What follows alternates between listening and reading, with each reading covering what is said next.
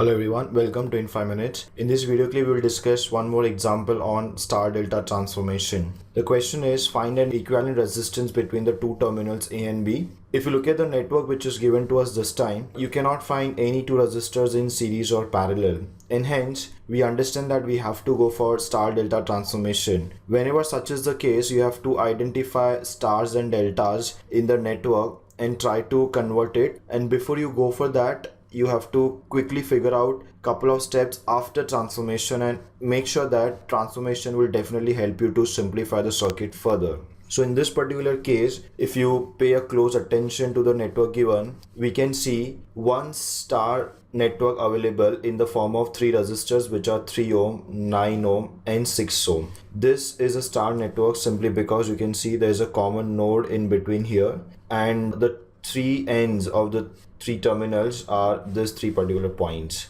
Please note that there is a jumper here, so this particular branch is not intersecting the horizontal branch. It is going over this horizontal branch. That means I cannot call 9 ohm and 4 ohm in parallel. If this branch was intersecting the horizontal branch, only then 9 and 4 ohms would have been in parallel. That is not the case here. 4 ohm branch is starting from this node and it is connected to this lower node. And hence we get one more star in the form of 8 ohm, 6 ohm and 4 ohm resistance. This star in the form of 8, 6 and 4 has a common node here. So let me mark it with green color this time. And the other three nodes, this is a common node, this as well and this as well. So the three ends across which the resistors are connected are exactly same. The common nodes in both the stars are different. So this is one star like this and this is another star network. If I convert these two star networks to delta networks, then let us see what kind of circuit I will get. So starting from A and B, so this is my terminal A and this is my terminal B. Let me first quickly mark this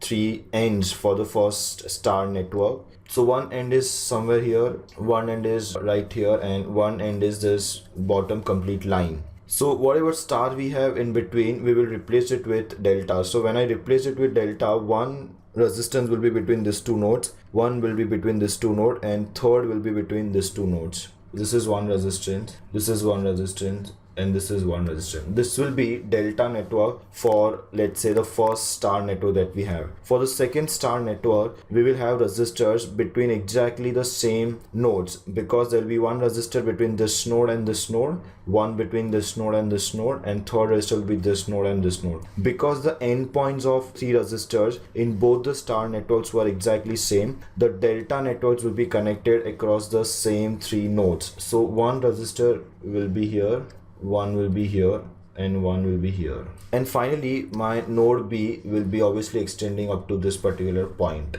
So this is how my delta network will look like. Now you can see that I can club these two resistors, they are in parallel. These two resistors, they are in parallel. They will further be in series, and these two resistors are also in parallel. And I can get RAB, the equivalent resistance between A and B. So let's find the delta network for each and every star network that we have discussed so far.